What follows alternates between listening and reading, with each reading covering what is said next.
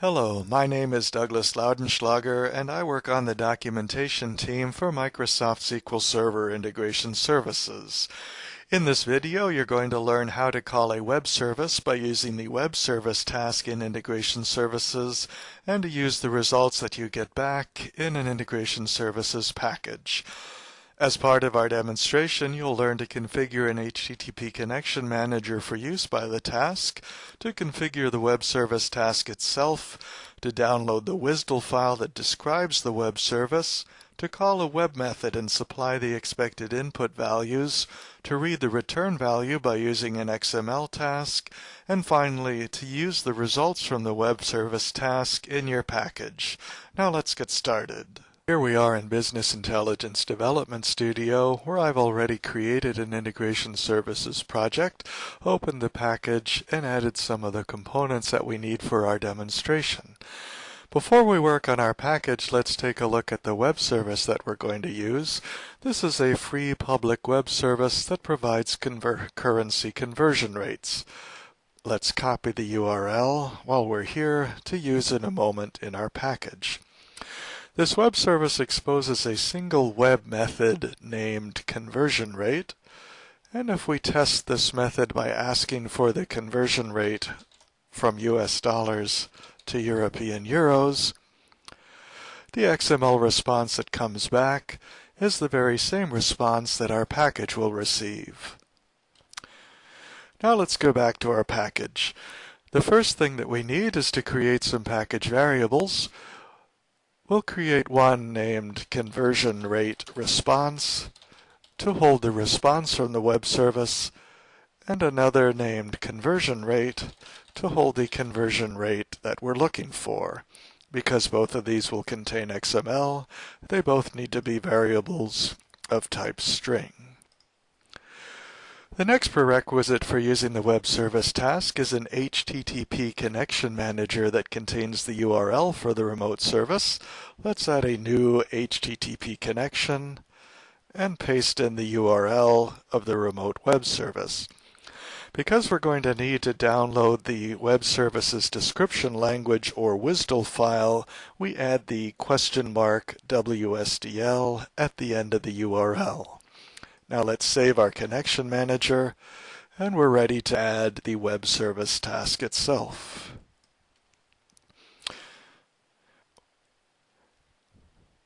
When we open the web service task editor, the first thing to do is assign the HTTP connection manager that we just created.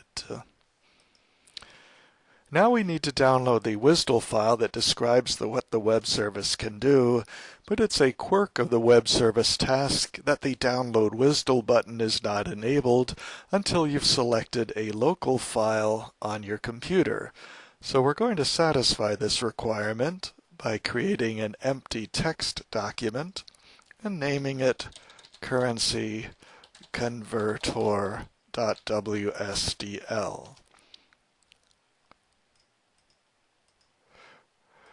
Then in our task, we'll select the dummy document, change the value of overwrite WSDL from false to true, and now we can successfully download the WSDL file from the remote site. Now let's move to the input page of the editor. Thanks to the WSDL file, the task knows all about the web service. We can select our currency converter web service, select its single conversion rate method, and configure that method to provide the conversion rate between US dollars and European euros. Now let's move to the output page of the editor. We want to save our output not to a file but to a variable, to the variable that we named conversion rate response. Now let's save our web service task. The response that our task is going to receive is the very same XML document that we saw when we tested the web service online. From this, we need to extract the conversion rate itself. For that purpose, we're going to add an XML task to our package. The XML task can do a lot of different things with XML documents, so it has a lot of properties to configure. The first thing we need to select, although it's not the first thing in the list, is the operation that we're going to perform. What we want to do is perform an XPath query against the XML. Our XML source is not in a file but in a variable, in the variable that we named conversion rate response. Yes, we do want to save the result of our XPath operation. We want to save it not to a file but to a different variable, to the variable that we named conversion rate, and we want to replace any value that may be in the variable. We're going to type in our XPath query directly.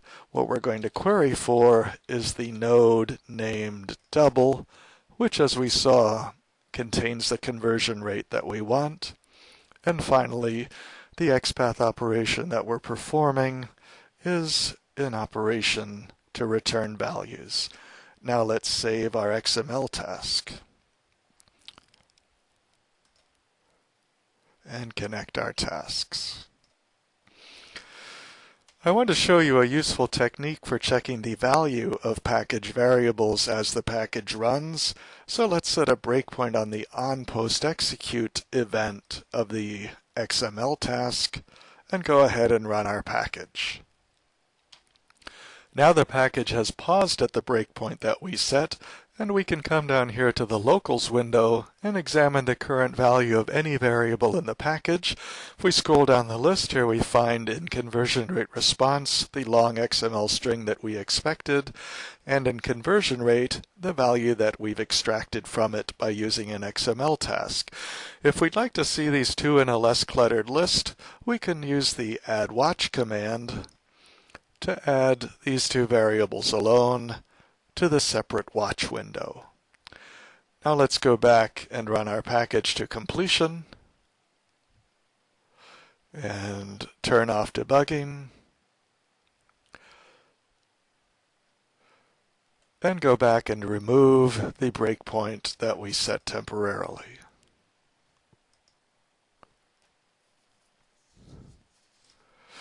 Now we're ready to hook up and re-enable the data flow task that I've already started to set up. First, we're going to use an OLEDB source component to extract data from a view in the AdventureWorks sample database. We're going to get the last name and the year-to-date sales in US dollars for each salesperson in the database. Then we're going to use the conversion rate that we got from the web service to add a new column of data that converts the year-to-date sales into European euros. To add a new column, we use the derived column transformation.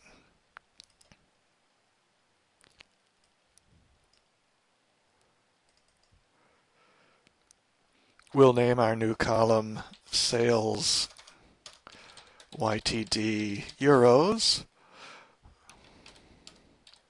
Add it as a new column, and its value will be the value of the year-to-date sales in US dollars times the conversion rate contained in our conversion rate variable.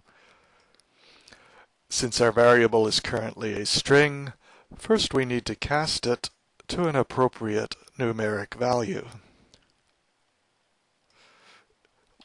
Let's also use the round function to round the value of our expression to 2 decimal places and save our derived column transformation. We don't want to bother saving our sample data, so we're going to use a row count transformation to terminate the data flow. This is a handy shortcut, and the only requirement is that you have to assign the row count to a package variable, which you can ignore. Now let's add a data viewer to our data flow so we can see the results of our work as our package runs. We'll accept the default grid format. And now we're ready to run our finished package. After a few moments, we see that everything has worked as expected, And our data now contains a new column with year-to-date sales converted from US dollars to euros, thanks to the conversion rate that we easily obtained from a web service by using the web service task and the XML task. In this video, you learned how to call a web service by using the web service task in Integration Services and to use the results that you got back from the web service in your package. As part of that demonstration, we saw how to configure an HTTP Connection Manager, to configure the web service task itself, to download the WSDL file that describes the web service, to call a web method and supply the expected input values, to read the return value by using an XML task, and finally, how to use the results from the web service in your Integration Services package. We hope that you've gained new information and useful skills from this video. After you close this video and return to the web page, you'll find some other Integration Services how-to videos that are available for you to watch. Thank you.